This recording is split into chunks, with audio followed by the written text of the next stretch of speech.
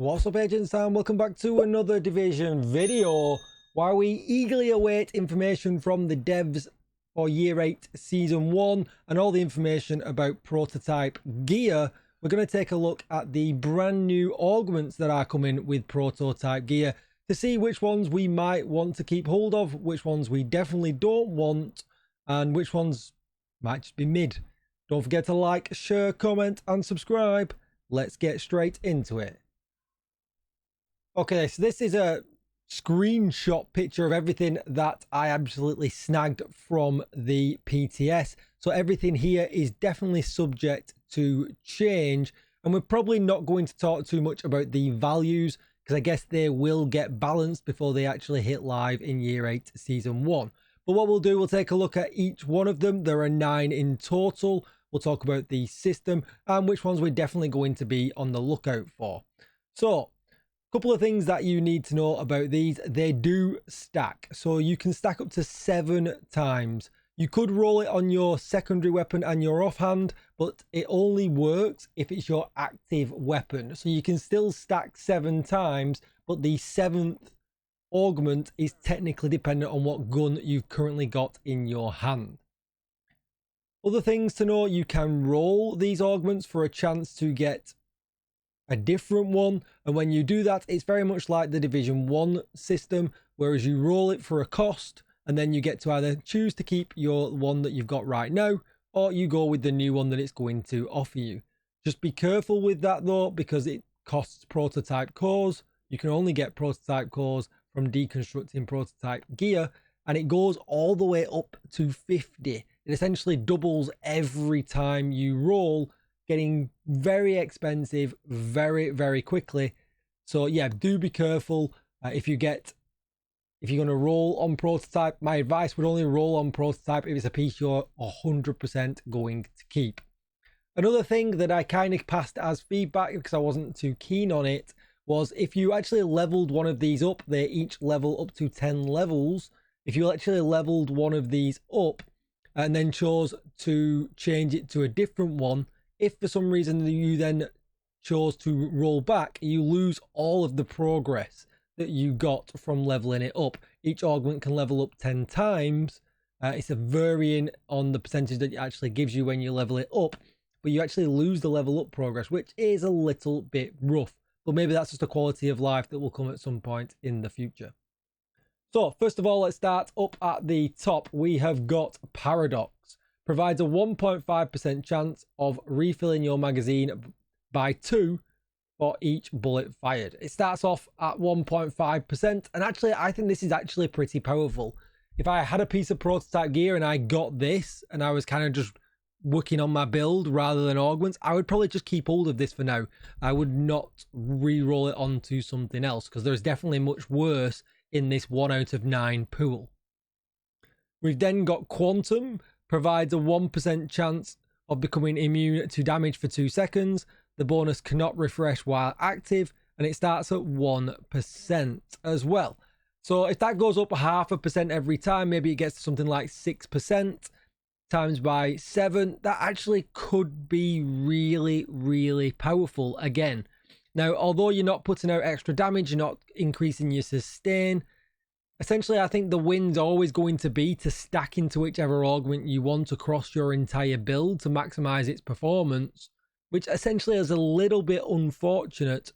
I kind of think there might have been a world where it would have been good if these didn't stack, and then if they actually got to higher percentage rolls, there might be more build diversity around them. I think essentially what most people will do, because they're lower percentages and they stack, people will stack into one. For instance, Paradox, you're probably going to stack into the entirety of it across all 7 pieces. Same with Quantum for it to be actually worth it. And essentially, definitely with what I think is probably going to be the best in slot for any DPS build, Echo, where every bullet fired has a 2.5% chance to deal damage twice. That is actually pretty crazy. And when you level that up 10 times and you times it by 7, it's probably going to be the best in slot by a significant amount for any red build. But I do think that that is probably my biggest feedback with this, that it is a little bit of a shame that they stack, because it will kill the diversity of wanting to use these across multiple pieces. Then we've got entropy, which health is increased by 5% of your total base armor. I don't understand why that is a thing. It is pretty terrible. We don't live in the clutch era anymore of the division that we did back in year 1. So that confuses me. You know, we have had health increases significantly across some gear attributes recently. But again, not enough for this to be worth it. And since the watch change where that health is now capped on there as well, yeah, I don't see a world where this one is any good at all. And if you get this, it's probably the worst of the lot. And that is a little bit of a bummer. And I'm kind of hoping by the time year 8 season 1 rolls around, there's some significant change to that one, because it's definitely lackluster in comparison to every other augment. Then we've got Trapper, increases status effect duration by 4%. This could be pretty good for status effects builds, Oxy builds especially. I say Oxy builds, not Oxy builds. Fire builds, essentially. It could be really good, spreading flame across, and it looks like that's going to stack up a huge amount across 7 pieces. So keeping things set on fire for longer is just great for your team. Yeah, it could be really good. Then the second to worst one, in my opinion, is Atomize, increase grenade radius damage by 12.5%. That just seems really weird, increasing the radius and the damage. We don't really do grenade builds. Grenades are pretty clunky to throw. Yeah, that's an entropy, probably bottom 2 for sure.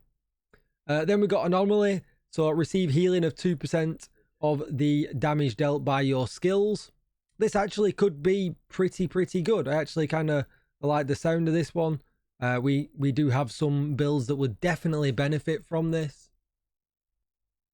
And we're definitely considering Refactor as part of that. That augment seems like it pairs with it absolutely perfect, and it's only going to make it stronger if you run that set. Then we've got Amalgam, which every bullet has a 0.5% chance to apply a random status effect, cooldown 5 seconds. I think that's really powerful as well. The fact that we have talents that spread status effects as well, and then you've got the Vile Mask. That kind of leans into really good CC for all red builds. I think it could be really powerful, and I would love to be running that alongside of Echo, to be perfectly honest. They would probably be the go-to for me, and I am wondering if it is going to be worth to have maybe my secondary gun with this one maxed out, so that if I am in a little bit of trouble, I can switch to this rather and drop only a little bit of damage from Echo. It's kind of my my thought process right now when things are getting a little bit spicy in some of the harder content. And then we got, is it Synthesa, is it? Or you'll probably correct me, I'm always wrong when it comes to pronunciations. Imagine being English and can't speak English. But we've got provides a 2.5% chance of reducing skill cooldowns by 0.2% for each bullet hit, which is insane. This one could be crazy good.